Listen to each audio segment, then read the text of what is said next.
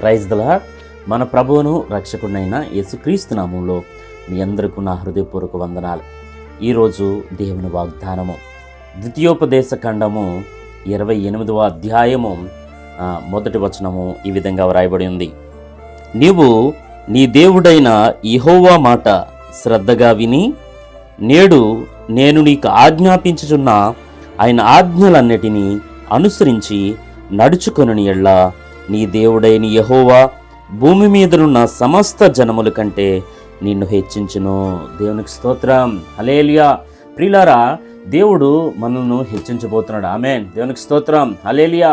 ఆయన మనలను హెచ్చించాలంటే ప్రియులారా, మొదటగా ఆయన మాట వినాలి, ఆయన మాటను అనుసరించాలి. ప్రియులారా, ఎప్పుడైతే ఆయన మాటను అనుసరించగలుగుతామో మనం హెచ్చించబడతాం.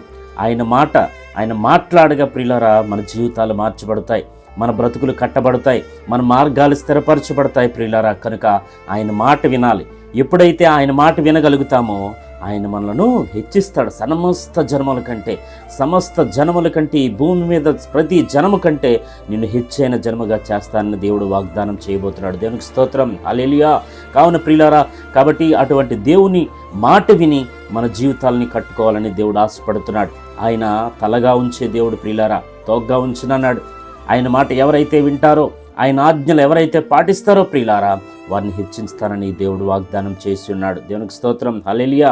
ప్రియ సహోదరి సహోదరా, దేవుడు మనలను హెచ్చించాలని ఆశపడుతున్నాడు.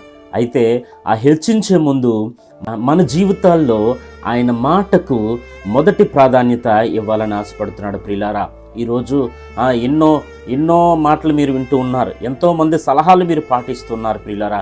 కానీ దేవుని మాట మనం పాటించగలిగితే, ఆయన మాట మనం విని ఆ మాట ప్రకారం మనం జీవించగలిగితే ప్రియులారా, మన జీవితాలు కట్టబడతాయి.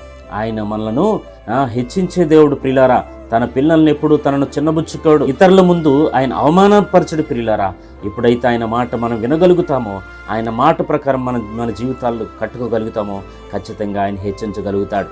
ఈరోజు మనం ఇటు రీతిగా ఈ విధంగా ఉన్నామంటే కేవలం ఆయన కృప మాత్రమే ప్రియులారా. ఆయన కృప, ఆయన కనికరము, ఆయన దయ, ఆయన జాలి ప్రియులారా. కనుక ఆయన మాట ప్రకారంగా మన జీవితాలు కట్టుకొని మనం ఆశీర్వదించబడాలని ఆయన కోరుకుంటున్నాడు ప్రియులారా. అలాగే ఆయన ఆజ్ఞలను మరి ముఖ్యంగా పాటించాలి. ఆయన ఆజ్ఞల ప్రకారం ఎవరైతే నడుస్తారో ప్రియులారా, వారిని హెచ్చిస్తారని దేవుడు వాగ్దానం చేసి ఉన్నాడు. కాబట్టి వాగ్దానం చేసిన వాడు నమ్మదగిన దేవుడు. ఆయన ఇప్పుడు విడిచిపెట్టే దేవుడు కాదు ప్రియులారా. కాబట్టి ఆయన మాట విని ఆయన ఆజ్ఞలను అనుసరించి ఆయన ఇచ్చే మేలుడు, ఆయన ఇచ్చే ఆశీర్వాదాలు పొందుకొని ఆయన ఏదైతే హెచ్చిస్తానో, సమస్త జనముల కంటే మిమ్మల్ని హెచ్చిస్తానని ఏదైతే వాగ్దానం చేశాడో ఆ వాగ్దానాన్ని చేతపట్టుకొని మన జీవితాలను కట్టుకునే కృప ఆయనే మనకు దయచేయనుగాక.